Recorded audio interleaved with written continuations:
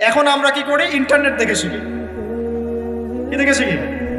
একটা মাসআলা জানতে চান, বাস ঢুকলেন ইউটিউবে, ফেসবুকে, তখন দেখলেন ওই মাসআলা নিয়ে 10 আলেমের 10 রকম মন্তব্য, মাথা খারাপ এখন, তাই না ভাই?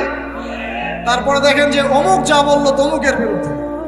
আর মাশাআল্লাহ কিছু ননসেন্স ইউটিউবার আছে, কমন সেন্স নাই, ননসেন্স, কিছু ননসেন্স কমন সেন্স হীন ইউটিউবার কিছু আছে, ফেসবুকের আছে, কি টাইটেল দেওয়া লাগবে সেটাও জানে।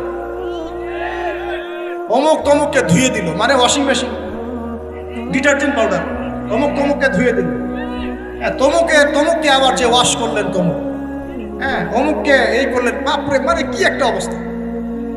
এই জন্য যে ইউটিউবিং এর কথা বলছো না, ওই যে ইউটিউবার আমাদের অফিসিয়াল যারা আছে ওদের সহ আমরা অচির একটা অ্যানাউন্সমেন্ট নিব। ইউটিউবিং করতে চাও, ভিডিও রেকর্ড করতে চাও, ইনশাল্লাহ এমন একটা সিস্টেম তোমাদের সামনে আমি লঞ্চ করতে যাচ্ছি। এই সিস্টেম পার করে তোমাদেরকে আসতে হবে রেকর্ড করার জন্য। এই সিস্টেমের মধ্যে প্রথম কি থাকবে জানেন? 40 দিন নামাজ পড়ছে কিনা আমাকে দেখাতে হবে। বেনামাজি তোমার সাথে ইউটিউবে কি সম্পর্ক?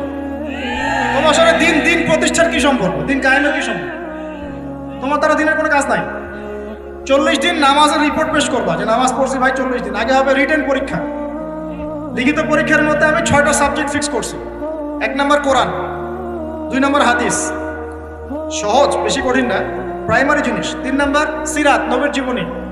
4 নম্বর ইসলামের ইতিহাস, 5 নম্বর ফিকহ, আর 6 নম্বর হচ্ছে আকীদা।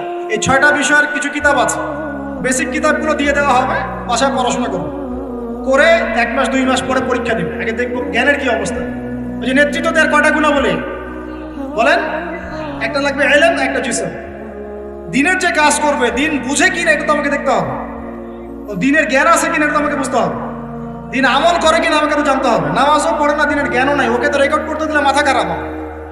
ও কোন কন্টেন্ট কোথায় লাগাবে, কোন টাইটেল কোথায় দিবে, মাথা।